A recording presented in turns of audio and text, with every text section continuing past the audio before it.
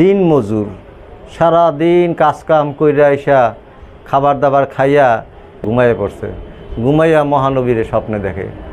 এটা ভাগ্য। এটা কে দেখবে কে দেখবে না, এটা ভাগ্য। এটা হলো প্রেম, এটা হলো ইশক, এটা হলো মহব্বত, এটা হলো উলফাত। এটা এটা মহানবীর প্রেমে 32 দাঁত পাথর দিয়া ভাঙিয়া ফেলছে কে? ওয়াসকুরুনি। হাদিসে লেখা আছে দাঁত ভাঙতে হবে, কোরআনে লেখা আছে দাঁত ভাঙতে হবে, প্রেম করলে এটা করতে হবে ওইটা করতে হবে, এমন তো আইন কানুন দেওয়া নাই।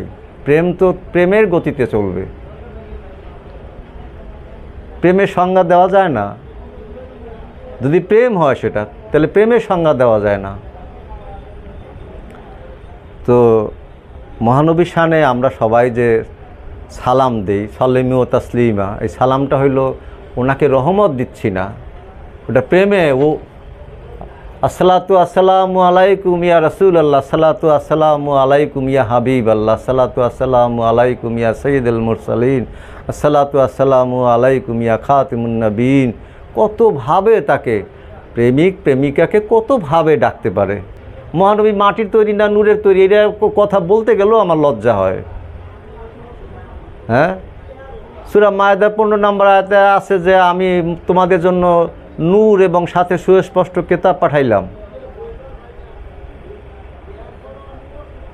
খুদ যাক মিনাল্লাহি নূর কোরআন কিতাবুম মুবিন। আমি তোমাদের জন্য কিতাব পাঠাইছি, সাথে নূরও পাঠাইছি। এই নূরকে মুহাম্মদ রাসূলুল্লাহ সাল্লাল্লাহু আলাইহি সাল্লাম ওনারে বানাইছে মাটির, মাটি দিয়ে এইটা হয়, মানে যত ছোট করতে পারে। হ্যাঁ, খিজির আলাইহিসসালাম সেই ছোট্ট নাবালক শিশুটাকে হত্যা করছে। 15 বছর 20 বছর লাগবে সে বড় হইয়া সে ডাকাইতে হবে, এটা সে জানে। খিজির আলাইহিসসালাম জানে।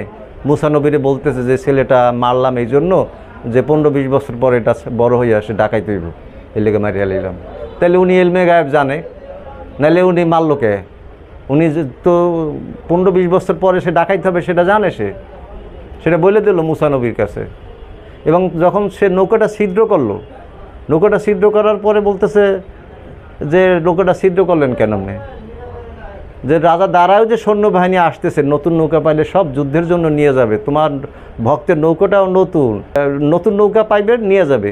ছিদ্র করে দিছে, পানিতে ডুবে গেছে, তোমার ভক্তে পরে উঠাইয়া সুন্দর ব্যবহার করতে পারবে। এটা রহস্য জ্ঞান।